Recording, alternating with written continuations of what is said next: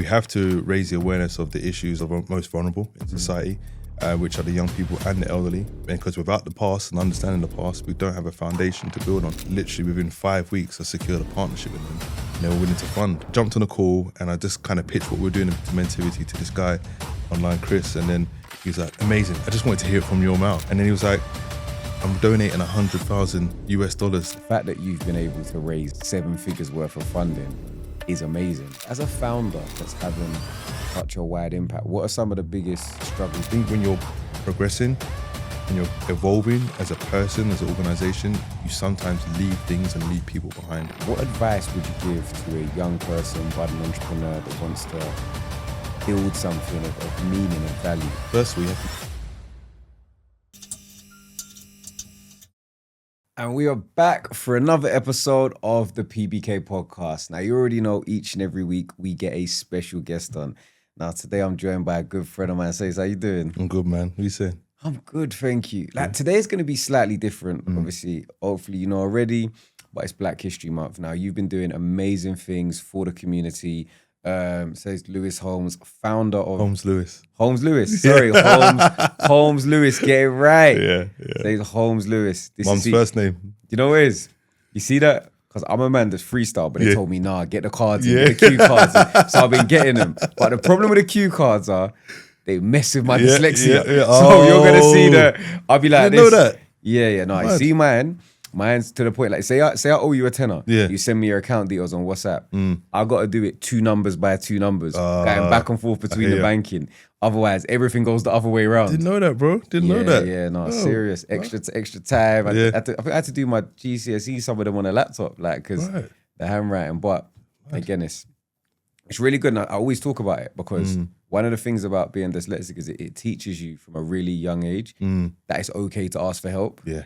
And it's what makes the difference. I think a lot of people that are fortunate enough to be diagnosed early and don't fall into that trap of, oh, you're just stupid, you can't read and write. Yeah. Really understand that we're the first people to be like, oh, because I've told you, I now get extra time, which now means I can pass. So if I'm struggling, I don't know, doing my driving lessons later on, I'm not afraid to say, I don't really understand this clutch control. Can we go through it again? Yeah, that's important, man. I never know. It's so important because we did an event on Saturday for ADHD, and again, just raising awareness around that. It's important. So no, fair play to you, man. I think whatever it is, whatever neurodivergence people have, like, I think Kanye West says it best when he says you can look at it as a superpower if you understand what it gives you. That's it. But look, you've done some amazing things, like, you know, in terms of raised over £1 million, worked with big brands from Channel 4, Goldman and Sachs, to name a few, and working directly with Southwark Council. But for those that are not familiar with you and your journey, can we just get a little bit of your backstory? Yeah, man. You know what? As it's Black History Month, we should go down the history route. My grandparents are from Barbados and Jamaica and came here after the Second World War. Helped rebuild the country. You know, they were teenagers, and very proud of my Bayesian and Jamaican heritage. But that's how I ended up here in Southeast London. You know, on the Ellsbury estate. I'm the eldest of 7 children, so from a young age, I had to be a leader. I had to be responsible, even though I didn't always make the right decisions. It was a lot of trial and error. So, yeah, very proud of my roots, and very proud to come from a council estate in the Ellsbury estate, which I make reference to a lot in terms of my work. But I founded Mentivity 10 years ago. So January 2016, and it's an organisation that goes into schools and looks out for young people in terms of finding their passions, mentoring through those passions to really realise those educational outcomes in different ways.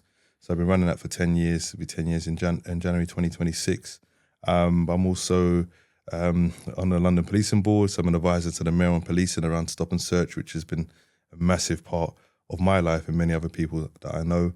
But I'm just here for the community. You know, I'm doing this, you know, for God, really. This is God's work in terms of supporting young people and the next generation. So, yeah, Mentivity is a play on words, mentoring activity, works with boys, girls, brings families together, communities together, and also have a community space called Mentivity House. So just really trying to progress and kind of rebuild community. That's the most important thing. Yeah, I think, look, for people that know what you do, like, they're already so proud. Me, like, to be a friend of yours, associate, you know, it's amazing to see what you're doing in the community and the passion that you bring. The reason, outside of it being Black History Month, it's, you know, there's a number of reasons why I wanted to get you on today. And I promise, for the property purist, there is a link to property as well, because there's a few things. We spoke recently at an event, and we spoke about a new initiative you have, particularly around the studio that's opening and the content space, and the fact that so many of us that run good businesses are getting a little bit older. The tech isn't really technology in. Yeah. We're like Blackberries were where we were at in you terms know of that, like, we had buttons. So now, like, when you're TikToking, like, we probably are not the best people to represent our bands. Agreed. And put the best foot forward. But where you get to work with like these amazing creatives that really understand the algorithm, how things work, and do it organically with a real passion. I think one of the things that I wanted to really do with you is, like, within the PBK community, I have so many people that have money to invest in property, have properties, but they want to raise finance, they want to raise awareness, they want to find their next deal, they want to connect with other people, but don't know how to do it. And I think there's definitely some synergy there between the young people that you're working with that potentially want to get into property, but see it as an old person's game because you need so much money to get in, and actually understand that if people have complementary skill sets, we can find ways to work together. Yeah, for sure. So speak to people about, this new, the initiative around the studio and the content and what you're going to be doing there. Yeah, exactly that. As you said, we're getting older. I'll be 43 in 2 weeks. So, he's older than, I'm not that age. I don't see myself as old though. You know what I mean? I see myself just getting more mature in that respect, more experienced. But, seasoned. Yeah. And polished. You know that, innit? But I'm around young people a lot, and I can learn a lot from them, and obviously try to impart my knowledge on them and from a mutual perspective. But Mentivity House was always a dream of mine because I'm a qualified youth worker. So I studied youth and community work with sports development at UEL, and that's when I created Mentivity, which was about 2014. And I had the whole idea, and it took me 2 years to implement. But the dream was to have a space, and Mentivity House is that space, which is on the Ellsbury estate where I grew up, and it's a totally new space. So acquiring that space was a challenge, but we've been there just over 18 months now. And one of the things I realized was that how do we document what we're doing in the community in an authentic way, but also tell the stories of young people in particular and how they drive those stories. So one of our partnerships is with Spotify, and I just had the idea of creating a podcast studio to really showcase the work, but also empower young people and give them the sense of agency, through your content creation and expressing themselves through podcasting. And Spotify really kind of resonated with what I thought. And we launched a documentary which I helped to executive produce called The Centre, raising the awareness of youth clubs, why youth clubs are important. We had Buck, there featuring Giggs' manager. We had Miss Banks. We had Novelist. We had Young T and Bugsy. We had Colin Batsy. We had a lot of people that actually went to youth clubs in for new music space, and they got behind it. So now we're actually building out the podcast studio and really showcasing what we can do through Mentivity Studio, which is important. So podcasting now is huge. We're on a podcast now, and this is how a lot of people learn.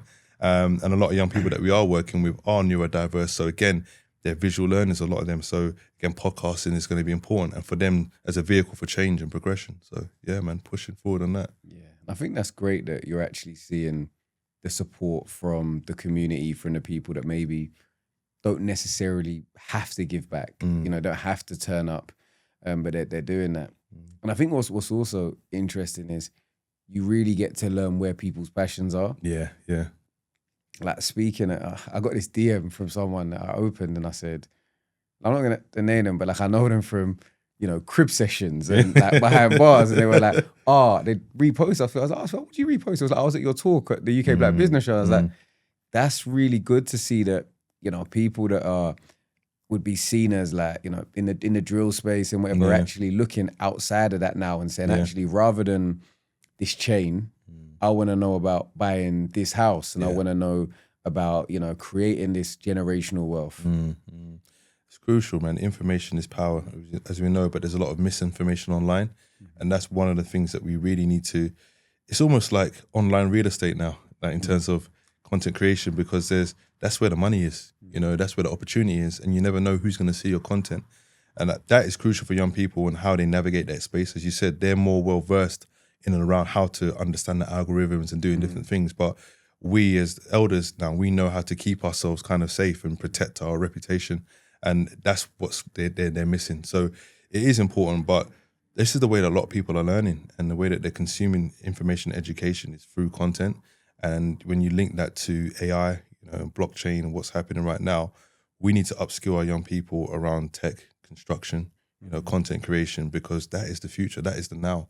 And if, Web3, which that's coming out right now, and people just don't know enough about it, especially young people. So they need to be positioning themselves in that, because there's young people making millions, thousands. I remember, see me again, I'm going to show my age here. I don't even know if I want to admit this. How old are you anyway? No, I'm young. But young. I'm young. You got to own it, bro. Just say it. 30 something. But no, I'm 36. That's young, bro. So I'm young in comparison to the gentleman to my right.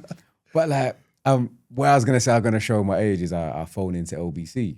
I'm an avid radio listener. I feel like I like to digest information through discussion. So I like the idea of talk radio because it's very opinion based. It's not just one person says this and listening to a monologue. But I remember them talking about some of the older, and they're probably in their 60s, and they're saying, young people, they don't want to go to work. They want to work a 4-day week. They want to work from home. They're just lazy. They don't want to do a hard day's work. And I say that, listen, I'm not even in that young person category. What you got to understand is if these people are able to make good money from doing something they enjoy, whether it be from TikTok, from content creation, from photography, why are you knocking it? Because when you were getting told, historically that actually you can only be a doctor, you are doing content creation by being a radio host. Exactly that. And I didn't understand it, but you're going to if you listen to the LBC, you're going to hear my voice. I might use an alias, but now you've heard this voice again. Alias, sometimes I'm not sure. Sometimes I want to own it, bro. Own it, LBC. No, going forward, I want it. Go on. I was going to say, even I remember talking about the stop and search side of things, and people saying, but if you've not done anything, you shouldn't have anything to worry about. And I'm like, but you don't understand.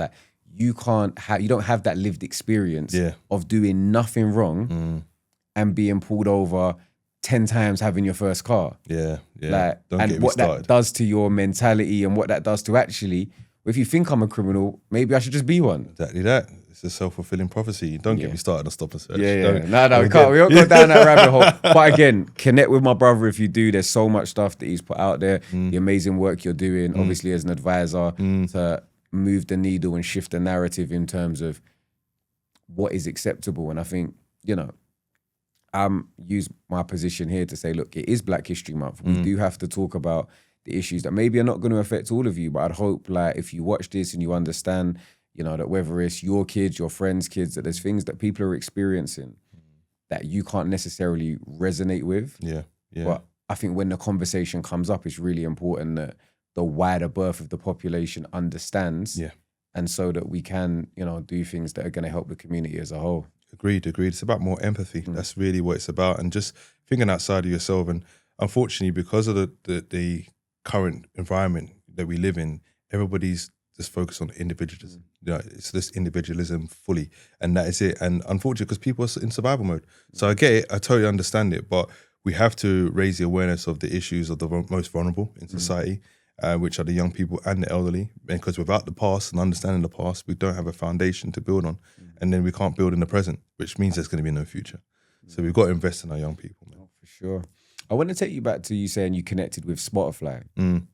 Again, a lot of people, I said Spotify, but we'll let that slide. Spotify. It's been a long day. Take you back to connecting with Spotify. The reason being is because a lot of people look at that and be like, how do you get those brand partnerships to work? We just spoke to a friend of ours, Diz, aka Morning Jobs Are Good. And he was talking, he makes such good content, but doesn't necessarily get those brand partnerships. For somebody that is doing the work, they're putting their content out there, and it could be in the property space, could be in another medium. How do you actually make yourself partnerable to these larger brands? That's a good question. It's a good question. one, you got to be ready for the opportunity, and that's one thing I stay ready, man. Like if that, like the way it came about with Spotify was actually around stop and search, and it was an opportunity to go in and host a podcast with young people who've been victim of unlawful stop and search. So I got a message from Marvin Harrison, Dope Black Dads, and he was like, Sayce, I'm not in the country, but this is perfect. It's up your alley. Please just reach out to them. So I'm like, of course. So I emailed them and got back to them. Then I did this podcast and I met the MD at the time, it was a guy called Tom, and we just got talking about Mentivity, what we're doing. And I said, there's some real synergies here. I would love to bring some young people, because I was interviewing young people on the podcast. And it was like a light bulb moment in that, like, I want these young people in this space that I'm working with. And then from that, literally within 5 weeks, I secured a partnership with them, and they were willing to fund, because I showed them the story, I showed them almost the plight. And I don't like to frame it that way, but what's going on in our communities. I told them the true story and kind of took them on a journey. And a lot of people just got behind it, we're like, let's figure out what we're going to do. But here you go, here's some funding, and we'll make it happen. So I remember the day when they were like, look, we really like your story. There's someone you want to speak to in America. So we got on a call, and I was actually at Oxford University at Sayce Business School doing a talk. And literally I jumped on a call and I just kind of pitched what we were doing to Mentivity to this guy online, Chris. And then he was like, amazing. I just wanted to hear it from your mouth. And I was like, okay, cool. And then he was like, I'm donating $100,000 US to Mentivity. And I was just like how? Like, he said, look, your story's authentic. You're doing great work. You got the space. You got a great vision. I sent over a deck to them. And then that was the start of the partnership, in December 2023. We've just pushed on from then, So yeah, it's just about really how can they feel a part of something, which Mentivity is a community, of community, and getting them to see my vision. And just thinking outside the box and being innovative, man. And I think like what I would, if I'm to take away the key learning points out of that, number one is obviously be very clear in what the definition of your brand is.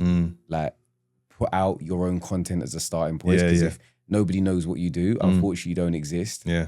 But then also that crossover between actually, I've put myself out there online, but actually now let me do and bridge the gap between real life people meeting me and actually being able to know, like, and trust me as the face that delivers it. Exactly that. And then being ready. So you don't want to be somebody saying, oh, I've got an idea for you, and now you're putting your deck together. Yeah. That deck needs to be done. Back pocket. That's it. Oh, I'd love you if you had the deck already there. Yeah, exactly that. Turn your airdrop on. Yeah. Like the basis of the deck was already there. But again, when you are approached by a brand, you get to a point where you're like, right, now where can I go? And that's one thing I'm good at. Like, I can see the vision in my mind. I'm like, right, I want to get here.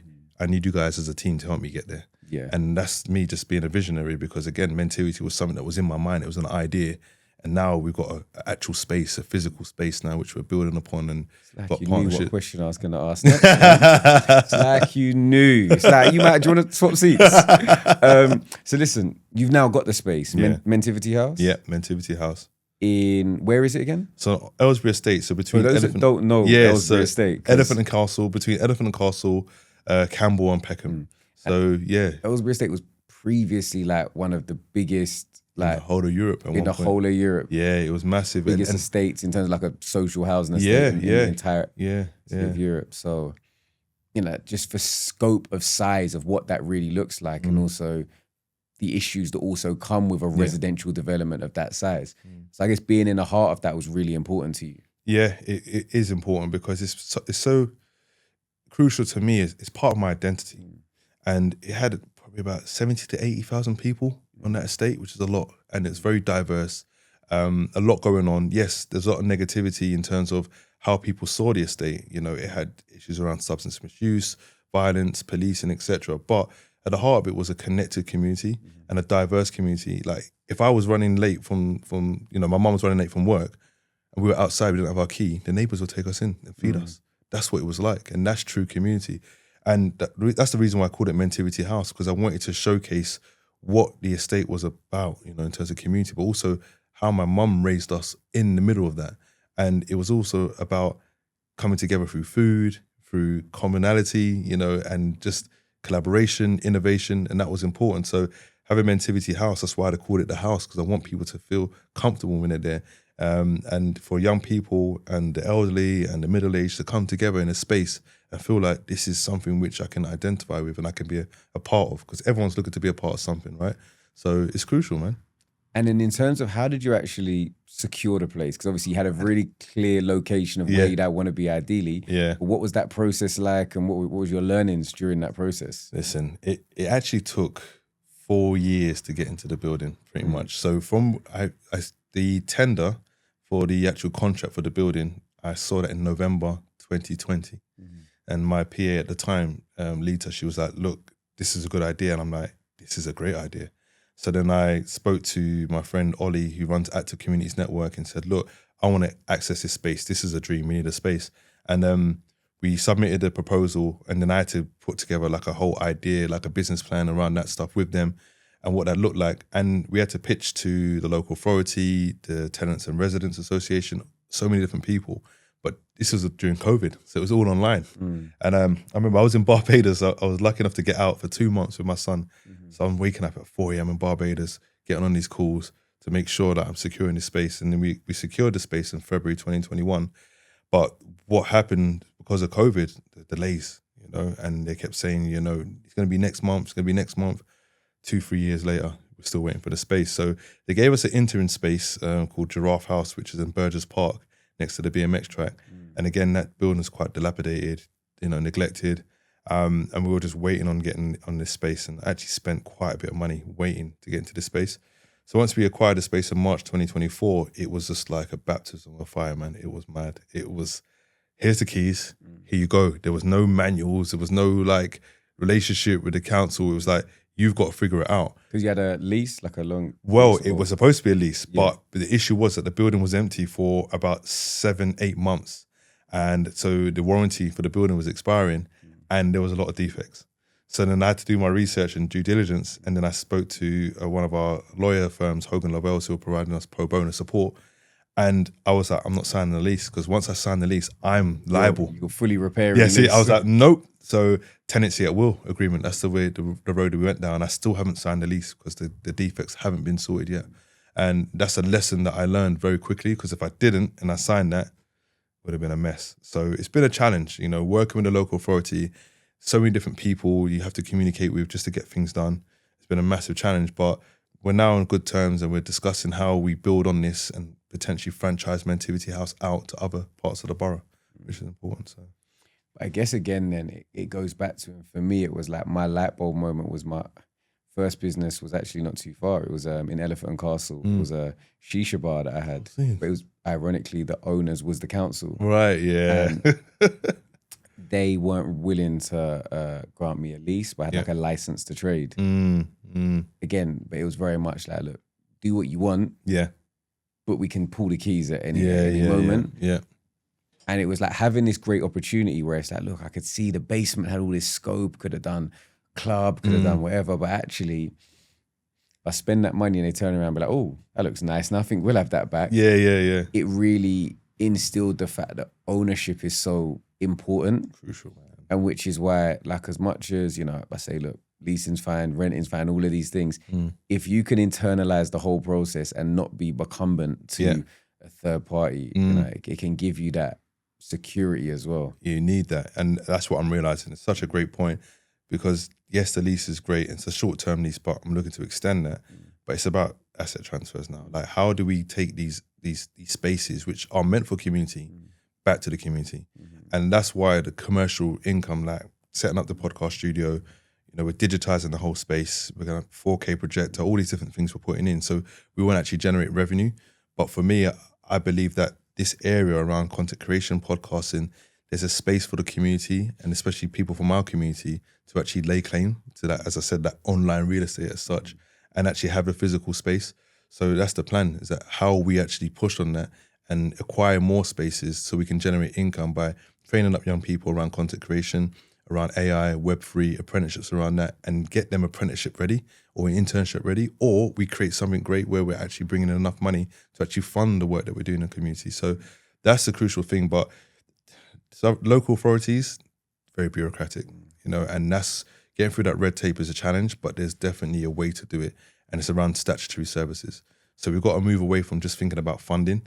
we've got to think about now, how do we get contracts and be commissioned by the council to deliver statutory services? So that's what we're doing now through Mentivity House. So we have an on-site alternative provision, providing education for young people at risk of permanent exclusion and managed moves, and also youth clubs, which is statutory offering as well. So now the council have to fund us. Yeah. So and I think long term, when we're looking at like scalable businesses, it is like we live in a capitalist society where it's about making money, or it's about being able to provide something there's demand for. And like the fact that you've been able to raise like 7 figures worth of funding is amazing. But at the same time, it's like, well, I don't want to be given, you want to create an offering where you need me as much as I need you, and there's a value exchange. Yeah. No, you're totally right. But that's what when I approach the funders, for example, with Goldman Sachs, for example, I spoke the language that they spoke. I didn't say it wasn't funding. I said, invest in us, and the return on investment is this, isn't this? Yeah. And they got behind that. Hence why, 675K over 3 years, that was the partnership that we had. But because now what's going on in the world, banks are withdrawing, and, you understand the EDI space, the ENI space, but it's cool. But we have to speak their language. And that's what I quickly realized, is that going there and saying, look, cap in hand, can you fund us? Can you help us? Yeah. No, you got to showcase self-determination. And that's why I set Mentivity up as a limited company in the beginning. So we had contracts with schools. And again, going back to the commercial revenue is important. Yes, we can get supplementary funding, grants, all that stuff, but are we making money? And the alternative provision and the respite provision that we're providing, that's a service to schools that they want to buy into. And then the podcasting space and content creation, people want that, and they want to buy into spaces that are local to them. So that's why, what we're doing is so important, but sustainability is key, especially right now, because funding is just non-existent. Yeah, and I think this is where, and you see, whether it's with podcasts, whether it's connecting, whether it's with networking, you see stuff and your brain starts to tick, and you're like, okay, well, if now you've commercialized the business, and we now know, for example, people like CK Flash, that his focus is on getting these commercial spaces. Previously, they were being rented to Tesco's, but actually now, if your business is now commercialized, we're like, actually, CK, you're buying these buildings. We actually have a business that can give you real good, real good leases, real good opportunities. We can now collectively, you've got an opportunity that you're cash flowing really well.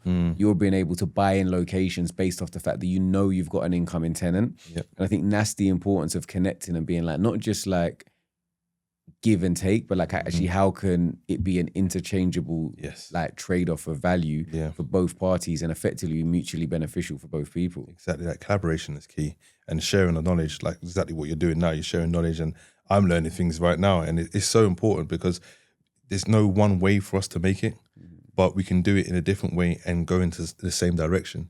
And that's what Mentivity seeks to do, is just bring people together with like-minded kind of outlooks and be like, right, we want to get to here.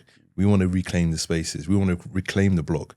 Because as you said, if we're not owning these things, then we're going to get thrown out. And that's why gentrification, regeneration that we're seeing right now, which I see as localized colonialism personally, gentrification is something that happens to people and they don't even realize it's happened. And they're like, wow, now I've got to move, and that's displacing communities. And that's why what we're doing is important, to keep people together and start to upskill young people so they can access the careers which actually can pay them money, so they can live in the communities that they grew up in. It's about economic equity. Exactly. And I don't want, if you're watching this and you're a business owner and you might be thinking, oh, I'm 20 minutes in, 30 minutes in, and maybe you might be switching off a little bit because you're thinking, I don't understand how this is relatable to my business. One of the reasons why I wanted to get you on today is because you've got to think, okay, how can I collaborate and make it make sense for me? Because if you're, like I said, running a development firm, but actually you're not having that impact socially, or you're running a development firm and you're struggling off the back end because you've got your CIL, your community infrastructure levy, and you don't know how to allocate it. And in some cases, that's hundreds of thousands of pounds. Exactly that. You can now go and partner. And if you go with somebody like Mentivity and say, look, this is somebody we already actually want to know that we want to work with. Goldman have said, look, if the council put their 100, if we put in our 100K from the CIL, we've got Goldman who are going to match this. We can now actually build something. So I think it's about being creative in this space, but creative for a positive end outcome. And I think, I've seen all the hard work you're doing. I've been seeing you've been doing it over the last decade. I've seen who you are as a founder, and which is why I wanted to get you on, because I know there's so many good businesses, big businesses that are, they're not trying to give people handouts, but generally there is a genuine market space to operate in where collaboratively there can be great end products. Yeah, social values is the buzzword right now. As you said, a lot of people don't understand that. And if you're going into communities and you're creating these developments, you have to consult the communities and consult the people who actually know what's going on, because there's no point building a space which is not fit for purpose. If they spoke to me in the beginning, in the planning stage, and said, right, what do the community need? I can go and speak to the community, do an effective deep dive through a community consultation and say, this is what we need. We're looking at things around healthcare, mental health, education, youth club. Therefore, now let's create a space which is going to be utilized by the community. So we need to come in at the planning stage. And that's one of the things that I'm talking to Southwark Council about now, is how do we collaborate and support you and your objectives? Because you're speaking to the people that want to engage with you. What about the people that don't know about you and don't know how to engage and don't understand about Section 106 or construction infrastructure levies? Because you think about the red tape around that, certain wards would get a lot more because there's more development. But again, how do we now get that money from, say, a Borough and Bankside to the Faraday ward, which we're in, which is the most deprived ward, and we've only got 70k in the SIL fund, but Borough and Bankside's got 10 million or whatever it is. So we've got to understand now, if we want to really invest in our communities and prevent the cost of the economy, then we have to do a lot more from the early intervention perspective. And again, partner with Mentivity, again, where we think big enough to be like, right, we can create an impact, but also by investing in us, it allows us to be sustainable and have a real impact. And again, that's a real return on investment in terms of the outcomes. Oh, for sure. As a founder for, an organization that's having such a wide impact, what are some of the biggest, struggles that you found as a founder personally? There's a lot. There's a lot. Heavy as the head. Yeah, exactly that. As you said, I'm a visionary and I will see opportunities where people just cannot see it. I'm an eternal optimist. That's why I do this work. I do this work because I believe there's a better present and a better future for us as a collective people, as a unified people. And this isn't just about black young people, white young people. This is about how we bring people together. As I said, I grew up in the Ellesby Estate, diverse community, and so much culture. And sometimes I think when you're progressing and you're evolving as a person, as an organization, you sometimes leave things and leave people behind. And that's probably the biggest challenge, I will say, because it's not saying that I'm outgrowing people, but my ambition and my vision for Mentivity is going to continue to grow and evolve, and so that we can pivot. And sometimes you end up moving away from people and situations which you were comfortable in, but you have to showcase that growth. And that's been a challenge, and dealing with that. And it can get lonely. You know what I mean? It can be very lonely. That's why I speak to a lot of other founders and try to understand where they're coming from and see the synergies. But ultimately, the buck stops with me, so I have to keep pushing. And no matter what, I'm always going to push for my community. No, for sure. And I think it's tough, because sometimes you really want to, listen to Drake. No new friends, man. We don't need that. But then sometimes you realize, listen, I need my new friends. I need these new people that are going to take me out of where I am into the new stratosphere of what's possible. Yeah. And I think there's that balance of staying grounded with the people that you know, love and trust and grew up around, but also the people that are going to say, nah, come on, man. There's more than this. There's more. The world's bigger than, where you grew up. That resonates with me so much because, Tim Campbell become a really good friend of mine. You become a good friend of mine. Dean Fall's a good friend of mine. There's Lee Anderson. There's people that just, Ben Lindsay, Justin, these are people that are just pushing, people, and like-minded people together will always have conversations which are progressive. And if they're not progressive, for me, I just can't be around it. I really can't be around it. And as I said, I want to showcase that growth in my own life, in terms of my fitness journey, my faith, which is important, as a Muslim, 2.5 years. It's important to showcase that you can evolve and you can improve. And that is what people buy into, essentially, is that authenticity. And all the people that I have around me are authentic and they're true, but also they will challenge me, and let me know that ain't it, bro. Just push on. And look, to take it back to the property side, or just as being a business owner, because a lot of people do property 10% of their time and run loads of other businesses. that idea of growth and like maintaining your authenticity, but also surrounding yourself by people that are going to challenge and inspire you is important to success in any business, property, definitely, but any other vocation that you're looking at. Yeah.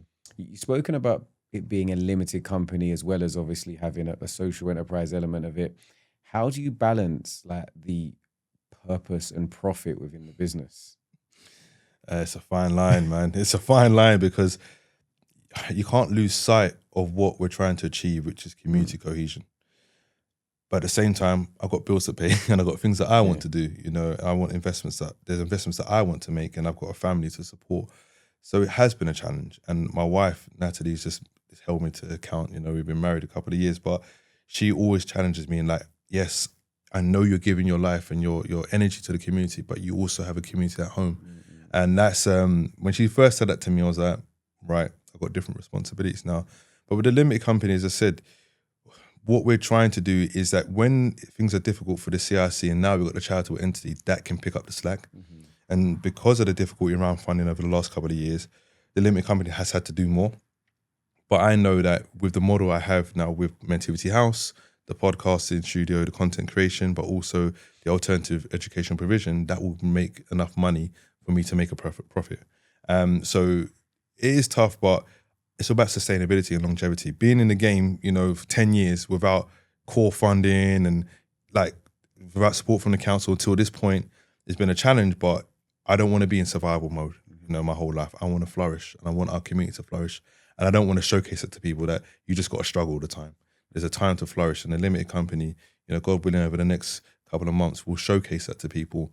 And I also want to showcase my business acumen in this space, more as a community entrepreneur in that respect. But there's opportunities now that I see and that are linked to regeneration and gentrification and how we actually access that and those monies and those funds.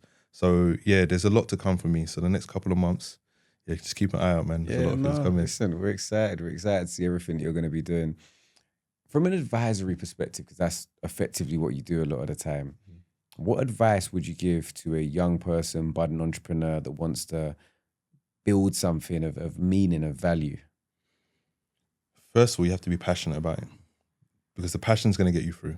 If I wasn't passionate about young people, the community, I would have given up, you know, doing this a long time ago. So you need to be passionate. You need to persevere, like no matter what, because that passion gets you to a point, but you've got to keep pushing through. Yeah. And you got to imagine, like, you've climbed Mount Everest, you got to the top, and then there's another Mount Everest. Like, the work's never done. So you have to persevere, and you have to be dedicated. You have to be dedicated. Like, show up when you don't want to show up. It's just like going to the gym. People will go to the gym and like, oh yeah, I've gone for a week, and they don't see the results and they give up. Like, you're not going to see results sometimes, you know, for 2, 3, 4 years. You know me and my gym relationship. Bro, I wasn't talking about you. You're internalizing it. No, but it's like that, man. Like, all good things take time. All good things take time. So also, by doing all that, you'll be prepared. And young people, you must be prepared. Educate yourself outside of school. You know, educate yourself routinely, research, so you prepare yourself, and that will stand you in good stead. Yeah, I think that's great advice. I think it's great advice for any budding entrepreneur, any budding property developer, any budding anything that just wants to make it. Like, you know, it's really going to be helpful. Where do you see, like, I guess, yourself and Mentivity going in the next 5 years? Next 5 years, Mentivity will have its own independent school. I do plan on franchising out Mentivity House to other areas, and how I activate communities with local authorities, with big business, with local business, to actually create safe spaces for communities, which is centered around education, innovation, you know, collaboration, healing, which is important. We've got to heal from a lot of trauma in the communities, such as, you know, where I grew up. I do see ourselves producing a lot more content with Mentivity Studio. Like, I want to, you know, create documentaries. I love to tell stories. I love to learn. I love to research. I love to shine the light on people who are doing amazing work, but no one knows. Yeah. So I would love to do that, you know, travel the world and showcase and spotlight people and how we can actually fundraise for those people and get behind their causes, much like how people have got behind me. You know, it's just a vision, and there's a lot of authentic leaders out there that are doing great work, and I I just want to bring people together. As I said, there's a lot of division in the world right now, and the people at large, I believe, are under attack and being oppressed. And I think that we have to do a lot more to rebuild our communities and imagine a future that we don't have to recover from. You know, that's really, really important to me. So that's where I see ourselves in 5 years, just pushing this movement of collaboration and community, man, and helping people to actually get closer to their dreams and actually have a life that they can actually enjoy and exist in a way that's not based around survival. Yeah, I think that's beautiful. And I think just looking at people that are doing things, any opportunity that, like, I think blessed with a platform here that we can talk to people, talk to leaders, visionaries, people that have run amazing business, or people that have just started out.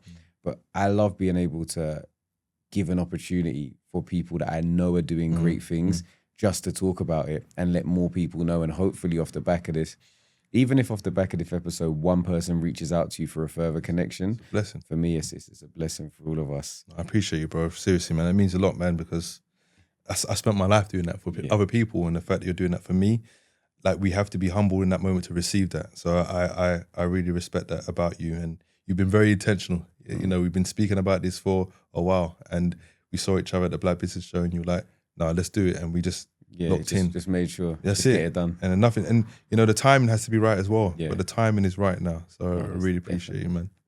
So a couple questions before I let you go, more like sort of just some light-hearted bits about you. But if you could host anyone at Mentivity House for a podcast chat, who would you host?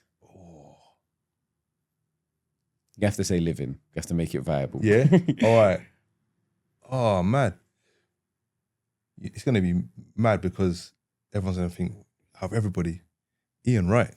Ian Wright, man. Uncle Ian. Ian Wright, man. Yeah, Ian give Wright. him his unks. It's the whole reason, in part, why I got into this work, because of football. My passion was football. And when I saw Ian Wright playing football for Palace and then moved to Arsenal, that was it. I was locked in. Then I do my research from a young age. I found out my birthday was the same as his, November 3rd. I wanted to be a striker. He was a striker. I love scoring goals. And he was someone that inspired me to follow my dreams in football. And that's what led to me going to the Republic of Ireland and playing, and put me on a journey of coaching and working with young people. So, you know, I coached Reece Nelson as well of Arsenal, and we built a football pitch on the Aylesbury estate at our old primary school. And Uncle Ian came down and opened it with us. So I always knew I'd meet him in the most authentic way, but we never sat down and had a proper conversation. Really been able to. Yeah. But because we're both from South East London, his journey was crazy. Mine, I got a lot of stories to share, but he would be someone which I would love to interview. So yeah, Uncle Ian for sure, man. Nice. There's a lot of people that, and I think the crossover of growing up, like a lot of the time, footballers are people that we aspire to be like and we look up to. But I think one of the things about that is then that it's a lot easier to listen to their lessons. And I think for me, it was always like, I remember like, I think it was Andy Cole. I remember this story about basically like when Michael Richards had just signed somewhere and he's scanning, he's coming to the training ground with a brand new watch or something, he's shining it off. And then like, I think Andy Cole's thing was, where does your mum live? Like, where do you live? Like, and that checking that, look, it's great, you've got a watch, like no one's like knocking you for it, but like, you know, start with the foundations and then enjoy the luxuries later. And I think those lessons always made me say that's someone I'd like to just sit down with and be like, I'm sure he gave loads of people a bollocking. Yeah. But he's a real one, man. I actually met him last year, like briefly. Amazing. But again, he is a trailblazer, man. Like he was in a realm of football which it was hostile for him, man. Yeah, and he did his thing. Sure. 2 light-hearted questions, then we're gonna let you go. Obviously, you're someone, you seem very relaxed, very focused, but if you had a big meeting or you were doing something, what's one song that you think would help motivate you to be ready and be prepared? Ooh, these are good questions, you know. Which song will settle me? You know what? It's one of my favorite songs, and don't know if people know him, but Stally. Stally is one of my favorite rappers, and there's a song called Cleanse. Okay. And it talks about basically just showing up every day and trying to be better than you were yesterday, essentially. And it's I think there's a skit at the end. He talks about sometimes you wake up and you want to save the world, and some days you wake up and you just be like, F the world. You know what I mean? Because there's so much going around. But that song, it actually motivates me so much, and it makes me very introspective, but it relaxes me and allows me to go and just be the best version of me, man. It's nice, man. Cool those ones there that people probably haven't called that a sleeper. Yeah. Let them know, a little sleeper, a little creeper. That. Yeah. Go and check that one out and let us know in the comment section what you think of that. Final question for you. You're very relaxed, very calm. You deliver everything really well. But how do you remain calm? What do you do yourself to unwind? You know what? I love being at home, man. Yeah. That's where I recharge now. Growing up, I was a real extrovert, man. But now I see myself more as an introvert. I need to go home, be with my wife, my son. You know, my son Cam's 19, and I love being at home with them and just being in that sanctuary of peace. I have a very peaceful home, which my wife Natalie has built.